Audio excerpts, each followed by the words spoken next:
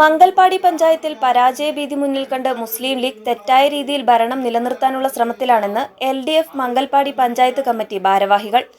വാർഡുകൾ പിടിച്ചെടുക്കാൻ മുസ്ലിം ലീഗ് ജനാധിപത്യ സംവിധാനങ്ങളെ പോലും അട്ടിമറിക്കുന്നതായും LDFന് വിജയസാധ്യതയുള്ള വാർഡുകളിൽ റിട്ടയർഡ് ബൂത്ത് ലെവൽ ഓഫീസറെ ഉപയോഗിച്ച് വ്യാപകമായി വോട്ടുകൾ തള്ളാൻ മുസ്ലിം ലീഗ് ജനപ്രതിനിധികൾ കൂട്ടുനിൽക്കുകയാണെന്നും LDF മംഗൽപാടി പഞ്ചായത്ത് കമ്മിറ്റി ഭാരവാഹികൾ കുമ്പള പ്രസ് ഫോറത്തിൽ നടത്തിയ വാർത്താ സമ്മേളനത്തിൽ ആരോപിച്ചു.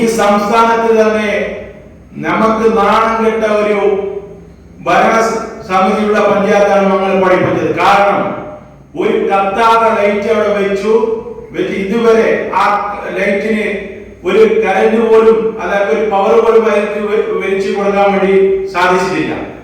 ഇന്നും അവർ നോക്കുകുത്തിയായി കിടക്കുന്ന ഒരു സ്ഥിതിവിശേഷമാണ് ഉണ്ടായിരുന്നത്.